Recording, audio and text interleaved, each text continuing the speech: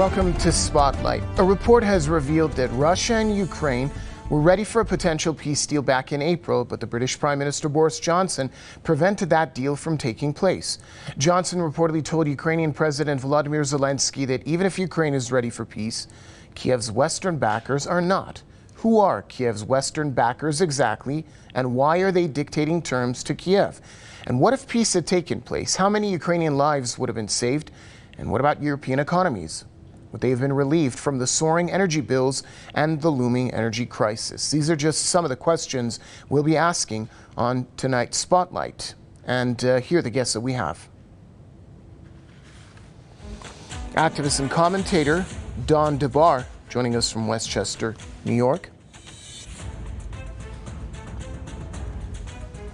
And we also have journalist, activist, and political analyst John Bosnitch joining us from Belgrade. Gentlemen, welcome to the program. Let's start off with Mr. Debar. According to multiple former U.S. officials, back in April, Russian and Ukrainian negotiators appeared to have agreed on a peace deal, but the British Prime Minister Boris Johnson prevented that deal from taking place. What do you make of this news, and why would peace not be on the agenda of Europe and the U.S.? Well, let me answer the last question first. You could look at what Adolf Hitler wrote in 1922, was it, I think?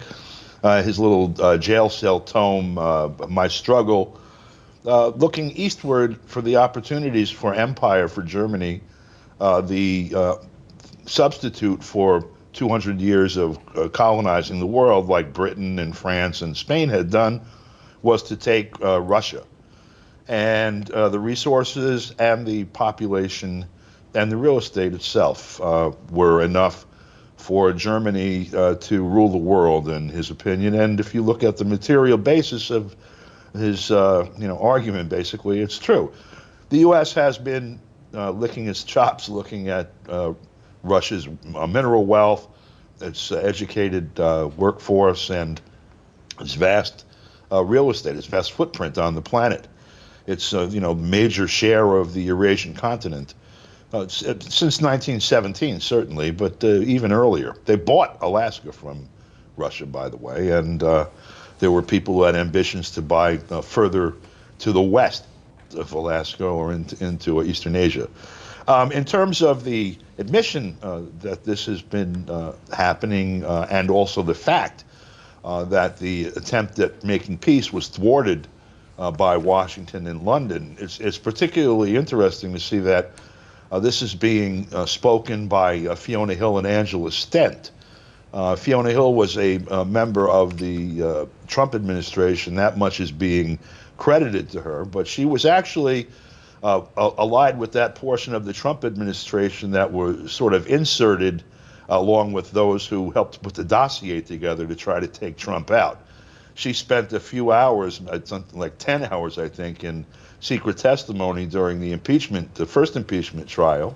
Angela Stent also, the two of them are both hardcore Cold Warriors, and they would love to see Russia's government taken down. And so for them to admit that peace was thwarted in April, when it was possible between Ukraine and Russia, means that this is not some, Russian propaganda claim. These are people who are actually bragging that it was thwarted, because their aim is actually to make Russia bleed as much as possible and see if they can't force some sort of uprising in the country to take a pipe dream.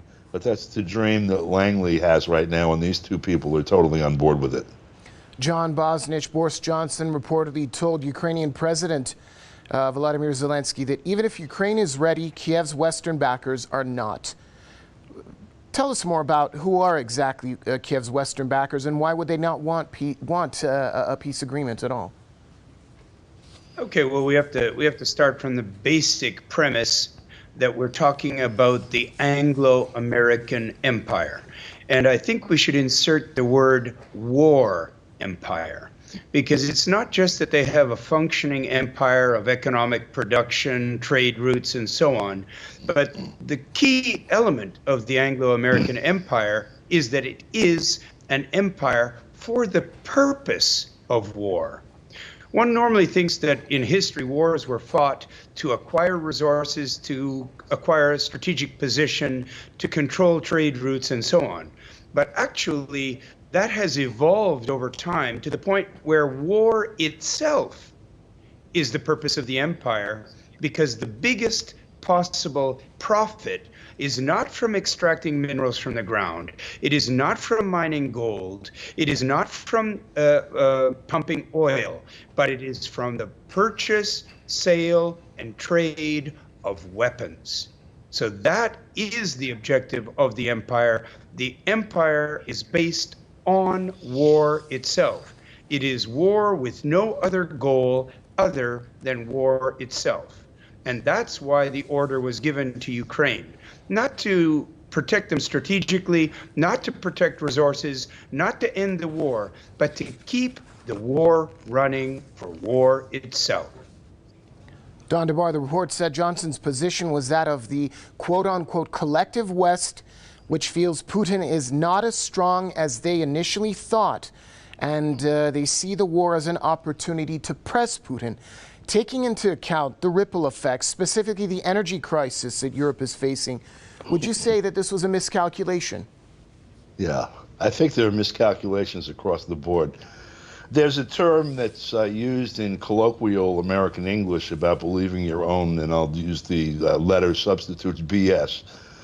It appears that Langley or whoever else is responsible for making policy in Washington has spent much too much time conferring with the propagandists and not enough with the strategists and those taking stock of what goes on in the world in reality. I'd really like to argue with what Mr. Bosnitch just said, except I can't find any levers to hang on to argue with it. Certainly, looking at the military budget of the United States alone, let alone Britain, France, etc., it is larger than, I believe it's the next 10. And out of that, China has a military budget of about a quarter of that of the U.S. now. It's been forced to scale up. Russia's, the last measurement that I saw comes from the year 2019, was about $65 billion as opposed to the U.S. military budget of between $800 billion and $1 trillion, and that's on the books. And when one looks at what one buys for that, on the ground, it becomes clear that the purpose of these budgets is actually, to mask massive theft. You may have a military state whose only purpose is war, but what drives it, I think, in my opinion, is theft, and that war provides an excellent cover, and it is also I've used this phrase 3 times now in the last couple of days, but a perpetual motion machine, almost self-sustaining, where as the budgets scale up for yet another war, more money is transferred into the pockets of some very wealthy people. It requires a militarization of people all around the event. For example, the U.S. military budget growing means that so will Britain's and France's and Germany's and everyone else's. And the people that they aim those militaries at, of course, are forced to scale up. And so everybody makes even more money. And as the weapons are captured, destroyed, and just used up, they have to be replenished. So it is like a self-perpetuating monster. And it can certainly appear that war is its own purpose. In any event, whatever purpose it is serving, it is sustained by war making for sure. John Bosnitch, in addition to that, Secretary of Defense U.S. Secretary of Defense Lloyd Austin said one of Washington's goals in Ukraine is to see a weakened Russia. Why does Washington want a weak Russia? Unpack Lloyd Austin's comments for us, please.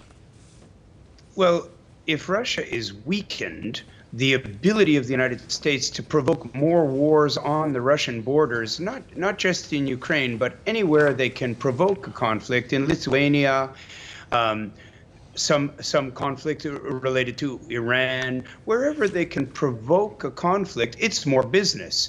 So We have a really paradoxical situation here where I think your listening audience is going to have trouble grappling with this.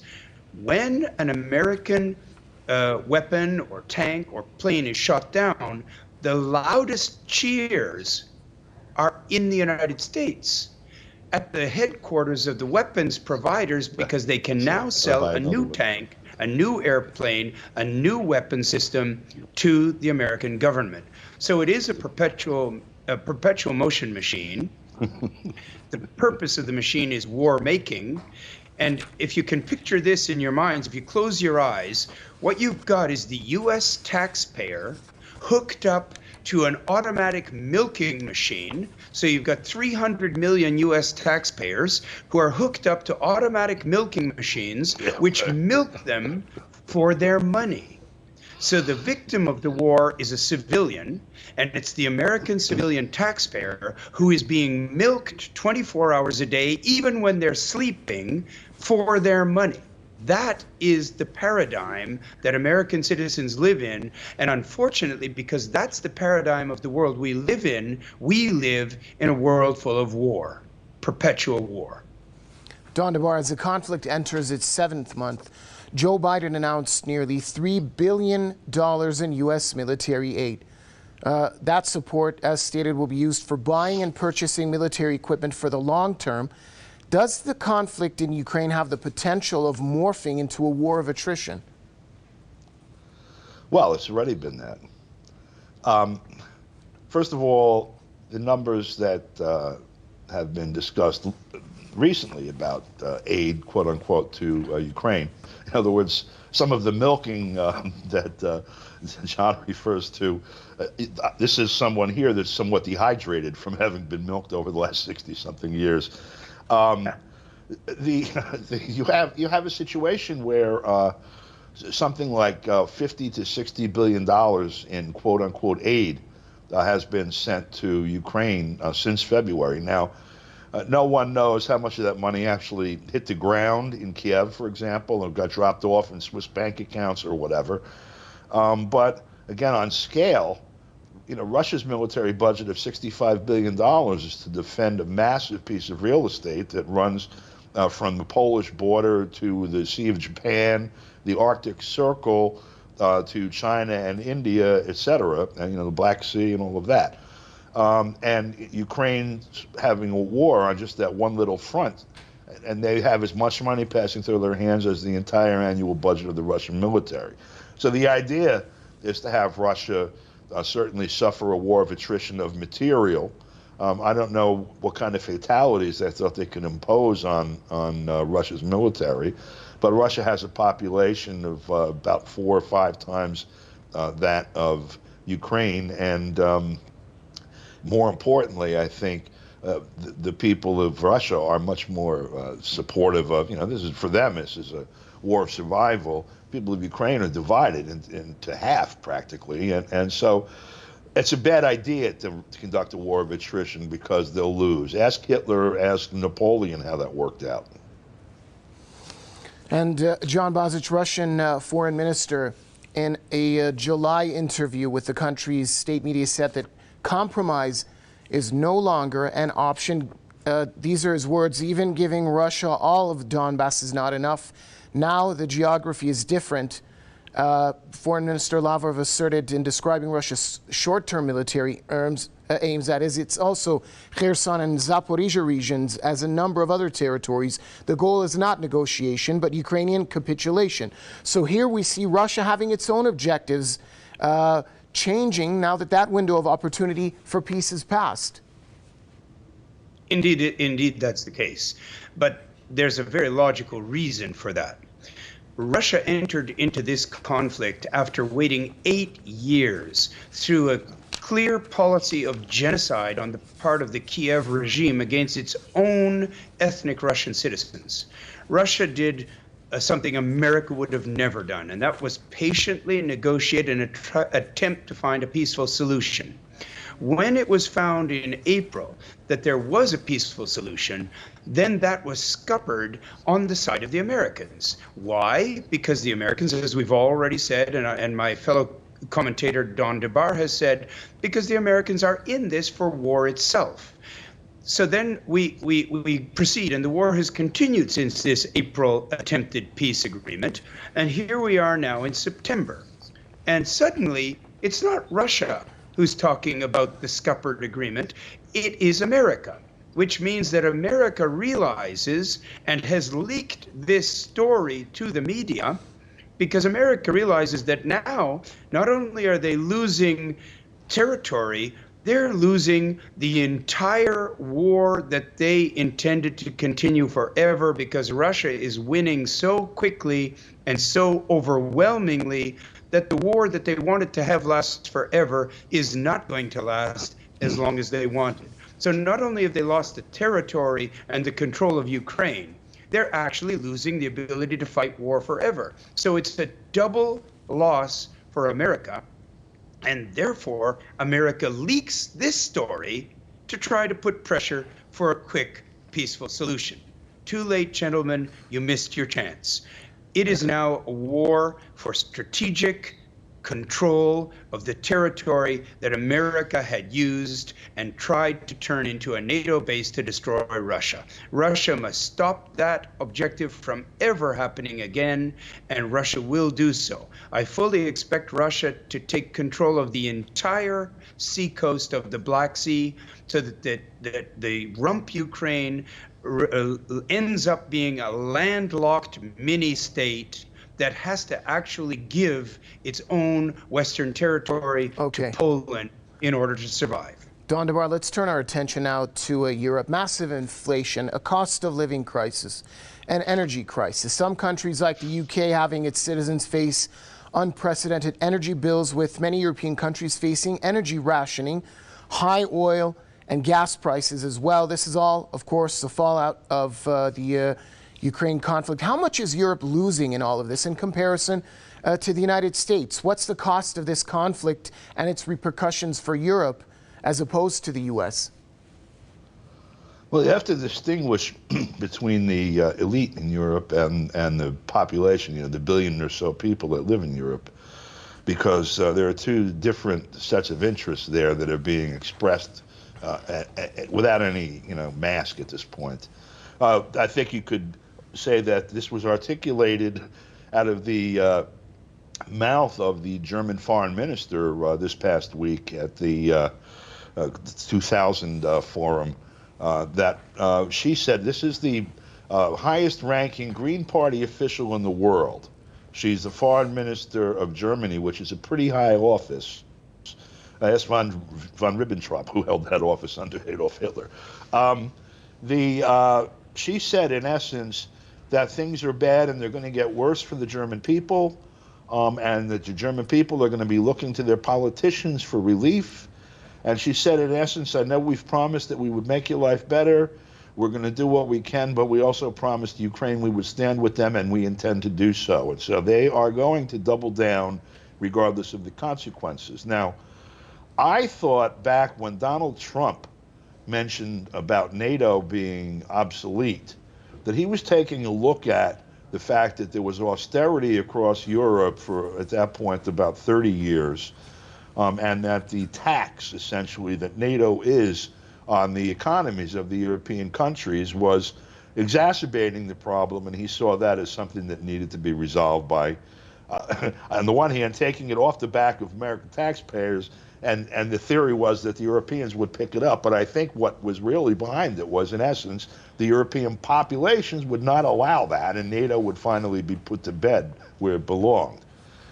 Those contradictions that exist in those European countries, with the people against their own economy basically being screwed by the elite, have only intensified since 2016, and particularly since February. And so doubling down, in my opinion, is likely to produce not just allow the bubbling unrest already to express itself, but it may actually produce some revolutions in Europe. And I'm not talking hyperbole here. In France, the yellow vests have not demobilized, and now that you're talking about people actually freezing to death this year. That was enough for Paris Commune, 200 years ago. And so we may be looking at the EU dismantling, but more importantly, some sort of unrest that hasn't been seen perhaps since the beginning of the 20th century.